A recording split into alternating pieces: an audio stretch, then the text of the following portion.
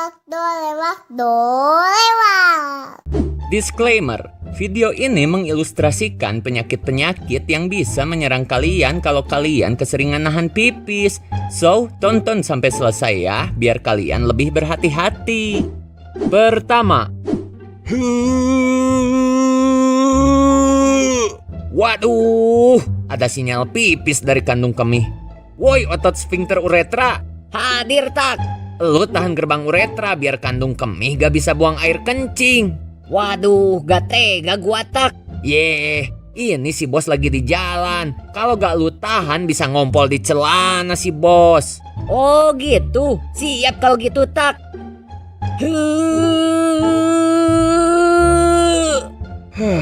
Tiap-tiap mau buang air kencing pasti ditahan terus sama si bos. Oi kandung kemih, itu air kencing udah penuh, napa gak lu buang? Ini gua lagi berusaha bro, tapi otot di badan gua gak sanggup dorong air kencing keluar gara-gara si bos sering nahan pipis. Waduh, kalau gitu si bos jadi susah pipis dong. Iya bro, padahal ini limbah air kencing harus cepet-cepet gua buang biar gak jadi penyakit. Kedua. Woi otot sphincter uretra, Napa kandung kemih? lu buka gerbang uretra ya, soalnya gua mau buang air kencing. Waduh, gak bisa bro. Lah, kenapa gitu? Badan gua udah penuh loh sama air kencing. Info si otak, si bos lagi di mobil. Jalanan juga macet parah. Kalau lu keluarin sekarang si bos bisa ngompol bro. Otot, ini si bos udah sering banget nahan pipis. Lama-kelamaan kita bisa rusak. Gimana lagi bro? Kita mah cuma jalani perintah dari pusat.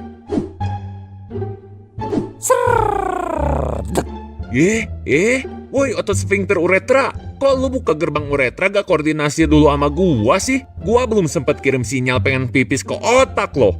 Maaf bro, kita kehilangan tenaga untuk nutup gerbang uretra gara-gara si bos keseringan nahan pipis. Gua bilang juga apa? Jangan keseringan nahan kencing. Jadi aja kena penyakit inkontinensia urin atau bahasa gaulnya kencing tanpa disadari. Ya elah bro, kan kita mah cuma jalani perintah dari pusat. Kalau dari pusat nyuruh tahan ya kita tahan. Kalau nyuruh buka ya kita buka. Resiko kerusakan ya ditanggung sama pemilik tubuh lah.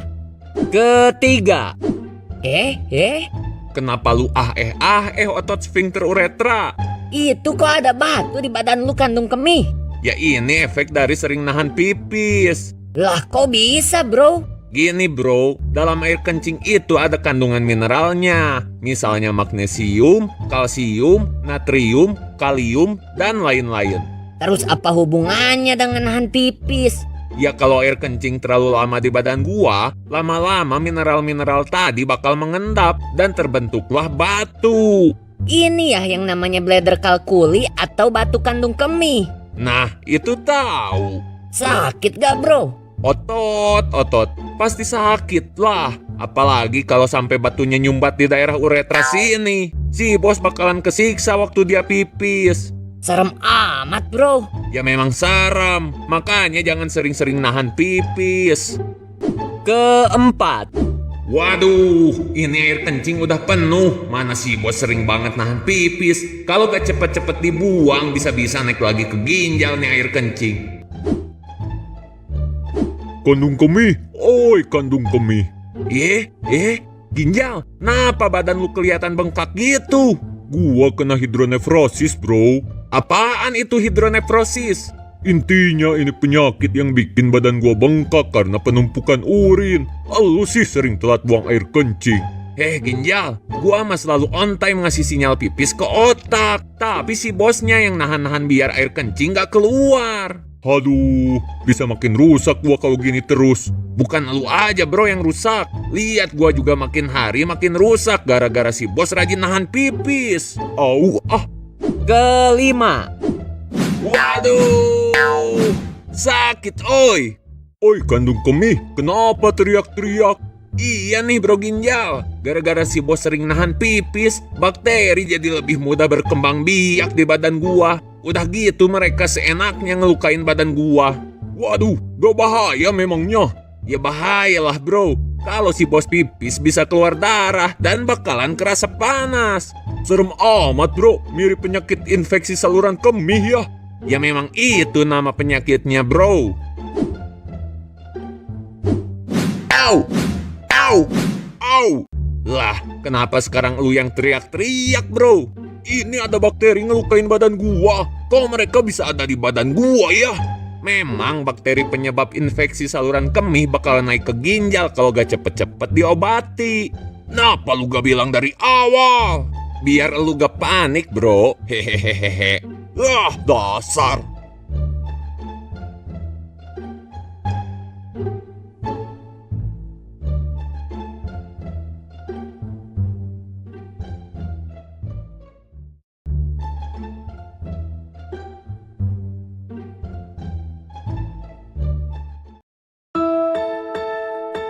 Episode Kids dan Nusa mempersembahkan.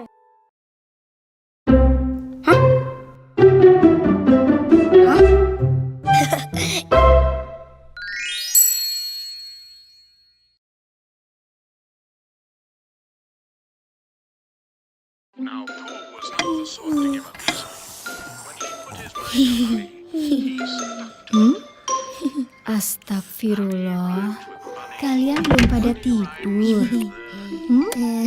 Iya Uma, besok kan libur. Walau besok libur, kalian juga jangan nonton sampai larut malam dong. Iya Uma. Rara, bangun sayang. Sebelum tidur, sikat gigi dulu dong. Masa tidur di sini sih? Krimnya 2 ya Bang. Es krimnya nggak dijual. Es krimnya loh, kan Nusa. Uma. Kamu mimpi makan es krim ya, Ra? Tuh, lepotan tuh. Di bibirnya ada bekas es krim. Udahan dulu bercandanya. Sebelum tidur, gosok gigi dulu ya, Ra. Nusa juga ya. Iya, Uma. Pinter anak Uma.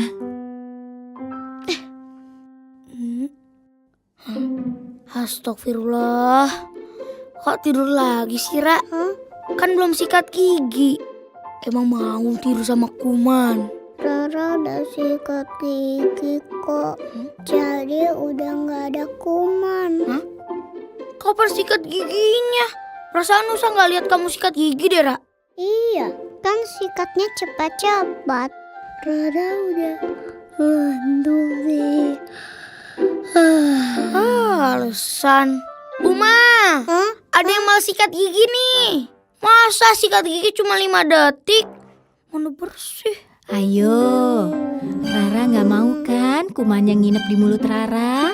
Enggak mau. Nah, supaya malam ini kuman yang gak nginap di mulut kita, Uma mau tunjukin cara sikat gigi bulat-bulat. Tapi ini rahasia kita ya, Nusa.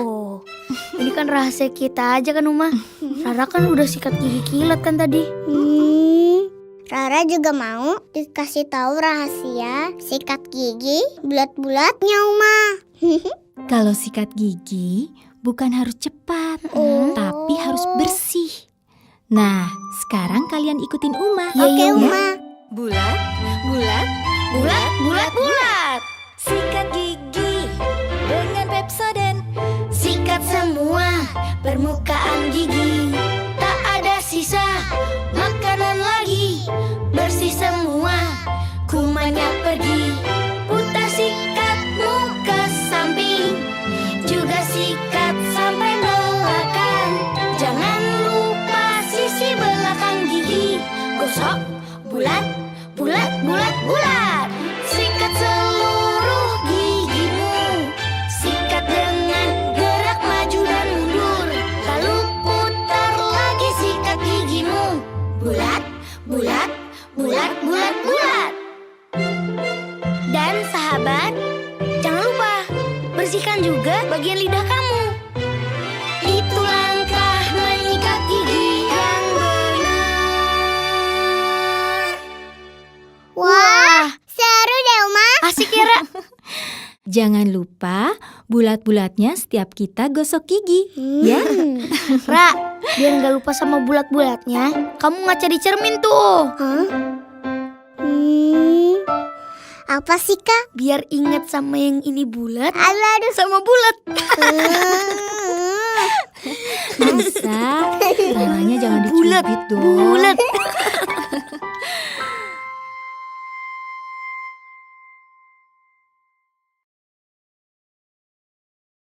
Assalamualaikum sahabat. Yuk, ikuti kompetisi bulat-bulat challenge dan menangkan hadiah menarik dari Nusa dan Pepsodent Kids. Informasi lebih lanjut, lihat Instagram @tanyapepsodent ya.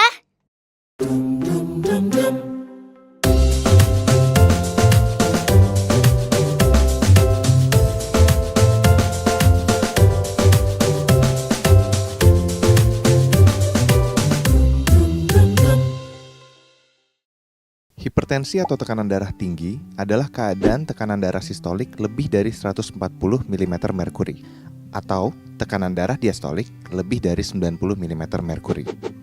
Tekanan darah sistolik adalah jumlah yang diukur dalam setiap detak ketika jantung berkontraksi dan mendorong darah melalui arteri ke seluruh tubuh.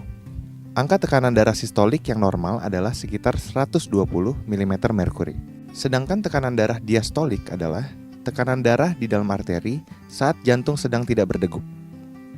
Angka tekanan darah diastolik yang normal adalah 80 mm merkuri. Secara global, 1 miliar orang di dunia memiliki hipertensi.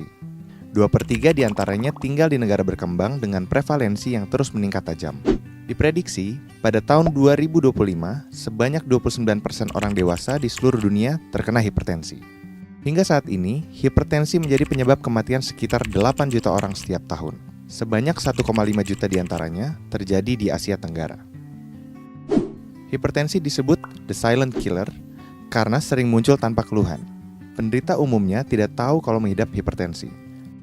Hanya 1/3 penderita hipertensi yang terdiagnosis oleh tenaga kesehatan, dan ironinya hanya 0,7% yang minum obat secara rutin. Ada 2 faktor risiko hipertensi.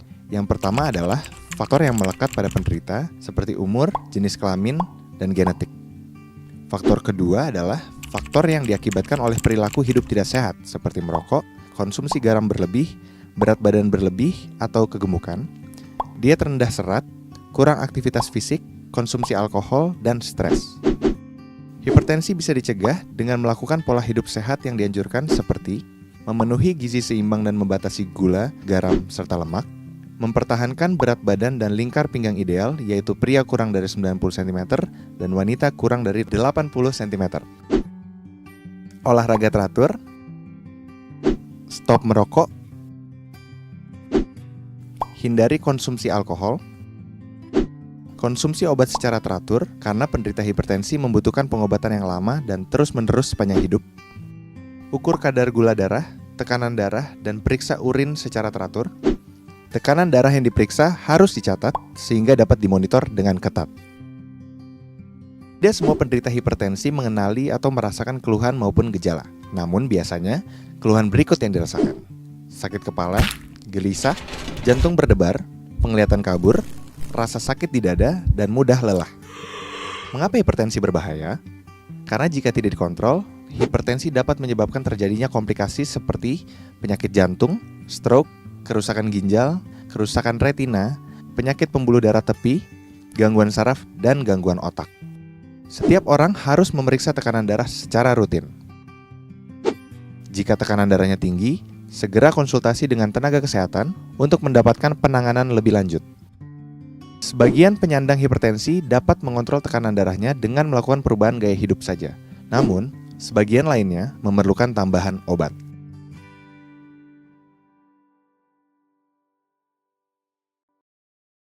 Coba ingat-ingat waktu kalian sakit dan perlu minum obat.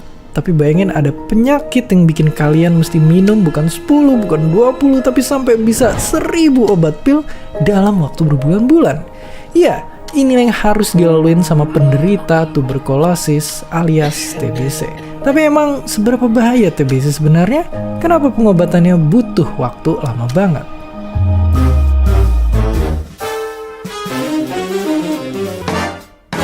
Seberapa bahaya TBC sebenarnya?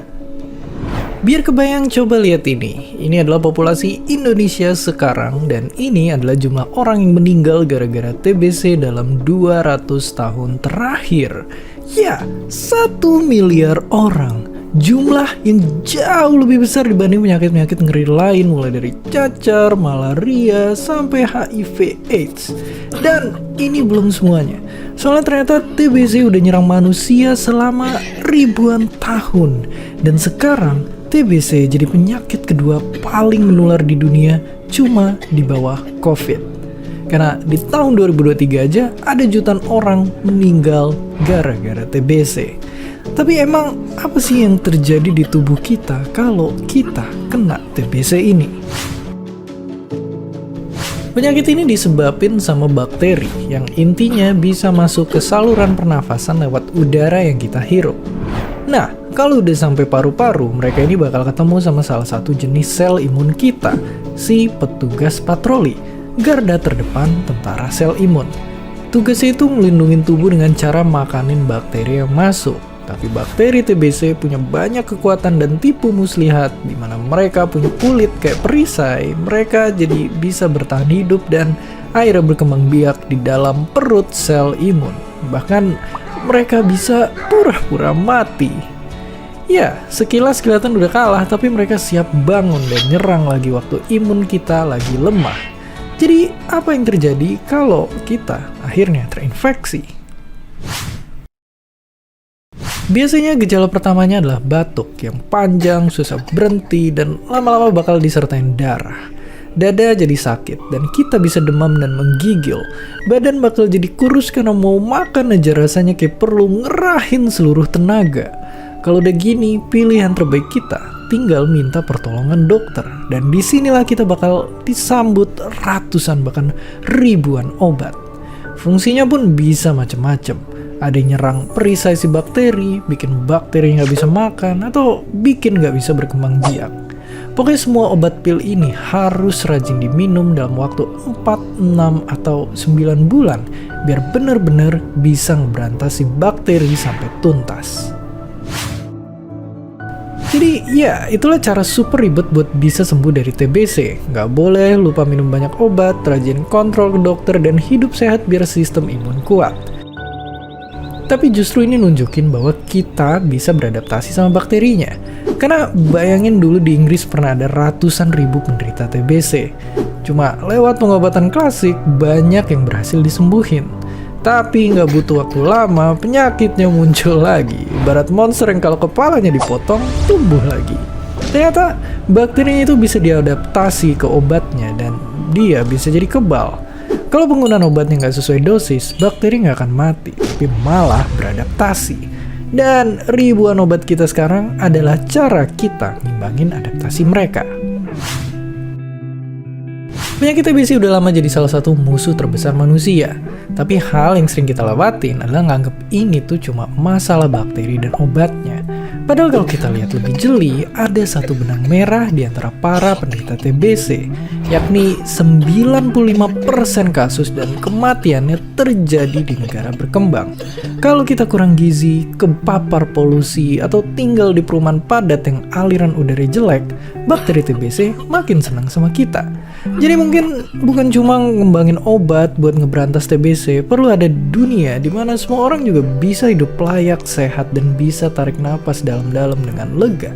Dan seperti biasa, terima kasih.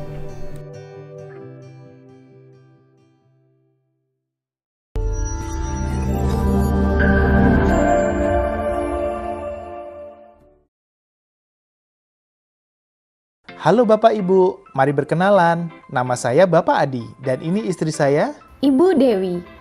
Kami sudah didiagnosa dokter bahwa kami mengidap penyakit diabetes. Di video ini kami akan berbagi ilmu yang bersumber dari dokter kami tentang apa itu diabetes. Yuk. Saya cerita dulu ya. Kami adalah suami istri penderita diabetes sejak 3 tahun yang lalu. Kata dokter, diabetes mellitus adalah penyakit menahun yang ditandai dengan tingginya kadar gula. Gula darah adalah jumlah glukosa yang terdapat dalam darah. Glukosa ini kita peroleh dari makanan sehari-hari dan akan diubah oleh insulin untuk menjadi sumber utama energi sel-sel dalam tubuh. Insulin ini seharusnya diproduksi terus oleh pankreas. Nah, pada penderita diabetes seperti kami, insulin yang harusnya cukup diproduksi pankreas ternyata kurang, sehingga banyak glukosa yang tidak bisa masuk ke sel dan terjebak di dalam darah. Iya, betul Pak. Dulu saya merasakan gejala khas penderita diabetes, yaitu sering lapar, sering haus, dan sering pipis, terutama malam hari, serta berat badan saya turun tanpa sebab. Terus, saya periksa gula darah, ternyata gula darah saya sampai 400. Padahal kata dokter, normalnya gula darah sewaktu atau tanpa puasa adalah kurang dari 200 atau gula darah puasa kurang dari 126. Nah, kata dokter kami, saya bisa terkena diabetes karena memang di keluarga saya ada keturunan penyakit diabetes dan berat badan yang berlebihan atau obesitas. Nih, perut saya buncit begini. Kalau saya juga keturunan diabetes, tapi saya jarang berolahraga karena sudah sibuk dengan pekerjaan rumah, masak, menyetrika, dan menyapu. Ditambah lagi usia kami ya Pak, yang sudah berumur juga. Selama kami menjalani pengobatan rutin diabetes, kami harus menjaga dari komplikasi yang muncul pada penderita diabetes. Sekarang, coba Ibu ceritakan tentang gula darah tidak terkontrol menjadi komplikasinya. Iya, kata dokter, karena tingginya gula dalam darah sangat tinggi, berakibat pada rusaknya pembuluh darah dan berakhir dengan terganggunya fungsi organ tubuh. Alhasil, jadilah komplikasi, bisa stroke, kebutaan pada mata, serangan jantung, gagal ginjal, dan infeksi luka pada kaki yang berakhir amputasi. Bagaimana? Sudah kenal semua ya dengan diabetes ini? Nah, cara pencegahannya mudah loh. Yang penting, kita harus cerdik. Apa itu cerdik? Cek kesehatan secara rutin. Enyahkan asap rokok. Rajin aktivitas fisik. Diet seimbang. Istirahat cukup. Kelola stres. Terima kasih sudah menyimak video ini. Dadah!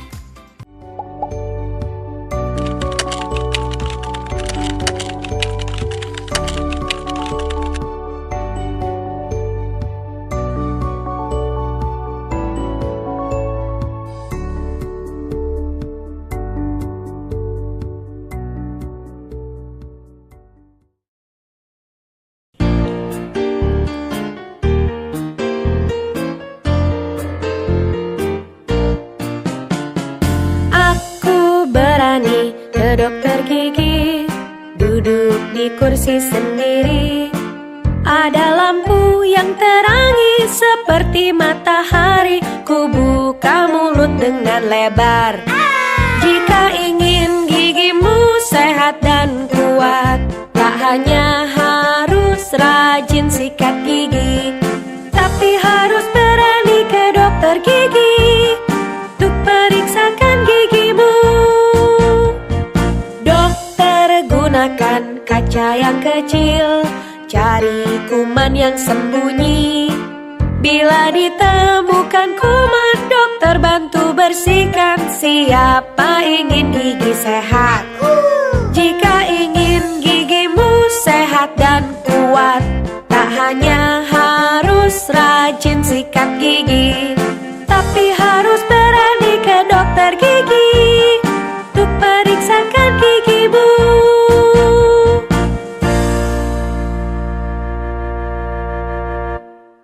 Ini dia beberapa tips yang dapat Anda lakukan supaya dapat mengkonsumsi jumlah air yang efektif dan sesuai kebutuhan.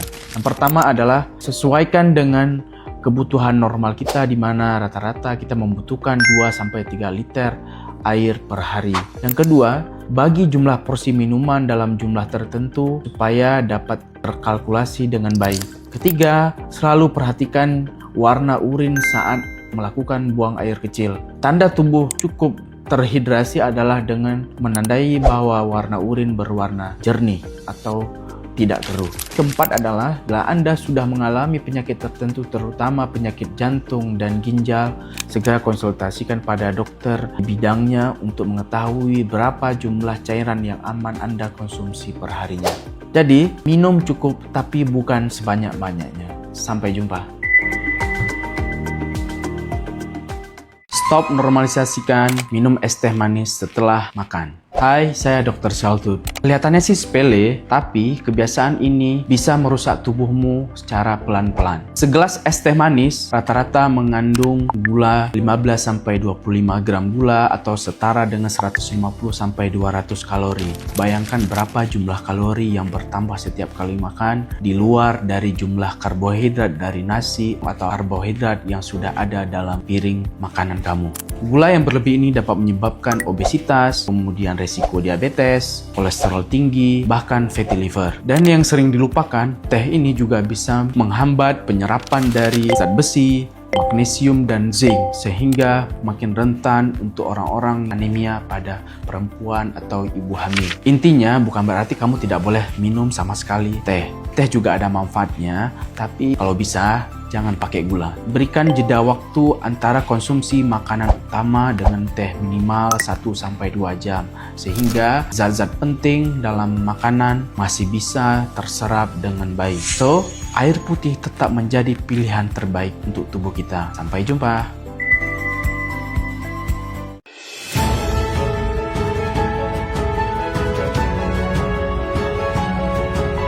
Ngopi pakai gula itu emang enak, tapi tahu nggak, gula di kopi bisa jadi masalah besar kalau keseringan.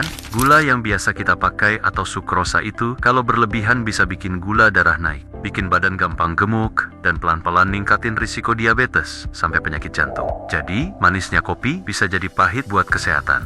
Nah, buat kamu yang nggak bisa lepas dari kopi manis, ada alternatifnya, yaitu stevia. Pemanis alami dari daun, rasanya tetap manis, tapi beda sama gula biasa. Stevia ini nggak bikin gula darah naik drastis, kalori hampir nol, dan lebih aman buat kamu yang was-was soal diabetes. Tapi ingat ya, meskipun lebih aman, bukan berarti boleh manis-manisan sepuasnya. Tetap batasi dan jangan berlebihan. Follow Dr. Shaltut biar nggak ketinggalan tips kesehatan lainnya.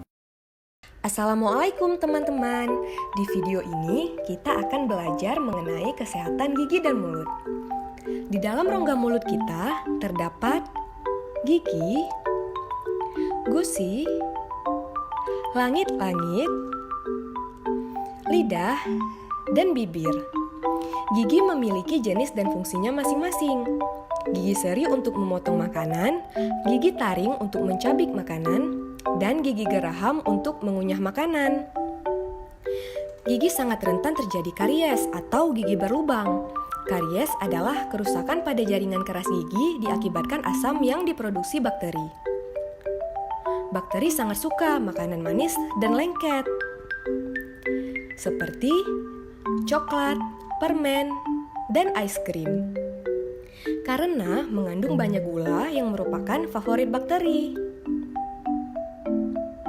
Nah, ketika kita tidur tanpa menggosok gigi, kuman akan bekerja merusak gigi kita dan menyebabkan gigi berlubang serta menjadi sakit. Tips untuk merawat gigi kita agar tetap sehat dan kuat, yang pertama, sikat gigi 2 kali sehari, pagi setelah sarapan dan malam sebelum tidur. Cara menyikat gigi yang baik dan benar, pertama, sikat bagian depan dengan gerakan atas bawah dan bagian samping dengan gerakan bulat-bulat dari arah gusi ke gigi. Yang kedua, sikat permukaan kunyah gigi dengan gerakan maju dan mundur. Selanjutnya, sikat bagian dalam gigi dari arah gusi ke gigi. Kemudian, jangan lupa sikat permukaan lidah ya. Oh iya, perlu diingatkan, jangan menyikat gigi terlalu keras dan gunakan sikat gigi dengan bulu sikat yang lembut. Selanjutnya, kurangi makanan manis dan lengket. Dan rutinlah periksa ke dokter gigi setiap 6 bulan sekali. Sekian teman-teman, jangan lupa selalu menjaga kesehatan gigi dan mulut. Semoga gigi kita selalu sehat dan kuat. Assalamualaikum. Video edukasi ini dipersembahkan oleh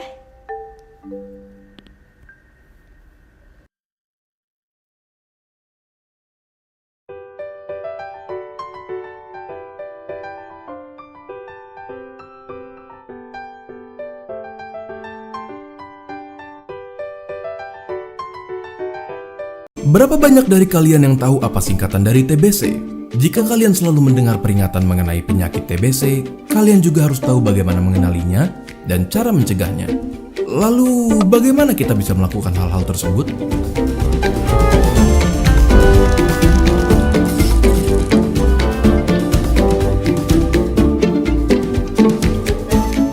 TBC atau tuberkulosis adalah penyakit yang menyerang paru-paru.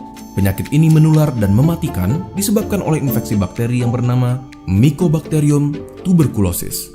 Tidak hanya paru-paru, TBC bahkan bisa menginfeksi kelenjar getah bening, usus, tulang, bahkan selaput otak. Kuman TBC menyebar ketika seseorang dengan penyakit TBC paru aktif, batuk, ataupun bersin. Percikan dahak dan liur yang terbawa udara adalah media penularannya, dan kuman TB mampu bertahan di ruangan yang lembab dan kurang sinar matahari. Tanda dan gejala umumnya berupa batuk lebih dari 2 minggu, batuk disertai darah, berkeringat di malam hari tanpa aktivitas, demam lebih dari 38 derajat Celcius, dan penurunan berat badan secara drastis. Lalu, siapa saja yang beresiko tertular TBC? Lebih banyak dari yang kita kira. Mereka yang kontak erat dengan penderita TBC, para perokok, mereka yang tinggal di lingkungan yang padat dan lembab, penderita HIV dan AIDS, peminum alkohol, bahkan para usia lanjut dan penderita diabetes mempunyai risiko tertular TBC. Lalu, apakah TBC bisa disembuhkan? Tentu saja bisa, dengan meminum obat anti-tuberkulosis hingga dinyatakan sembuh yang biasanya memakan waktu 6 bulan. Namun, daripada memikirkan tentang melewati proses penyembuhan TBC, ada baiknya kalian fokus mencegahnya terlebih dahulu jika belum tertular. Kalian dapat mencegah penularan tuberkulosis dengan melakukan imunisasi BCG pada bayi, memastikan udara segar dan sinar matahari masuk ke dalam ruangan yang kalian tempati, menutup mulut menggunakan sapu tangan, tisu, masker, maupun lengan di saat hendak batuk dan bersin, ataupun dengan menjaga kebersihan rumah dan lingkungan di sekitarnya. Bahkan, makan cukup asupan bergizi demi ketahanan tubuh dan tidak meludah sembarangan pun dapat membantu kalian mencegah penularan. Pada KLB TBC atau kejadian luar biasa TBC, akan muncul pengumuman KLB oleh pemerintah dan dianjurkan untuk mengikuti petunjuk pemerintah melalui TV, radio, dan media lainnya. Jika kalian menemukan orang dengan tanda dan gejala TBC, ada baiknya kalian merujuk mereka ke fasilitas kesehatan. Bagaimana menurut kalian? Apakah informasi ini berguna? Bagikan ke teman kalian agar mereka dapat mengetahuinya juga, dan jangan lupa subscribe untuk mendukung keberlangsungan channel ini. Jika ada pertanyaan, kalian bisa tulis di kolom komentar di bawah untuk kami jawab. Video ini merupakan kerjasama antara Palang Merah Indonesia dengan Neuron dalam menyediakan informasi yang dapat berguna bagi kalian semua. Terima kasih dan sampai ketemu di video berikutnya.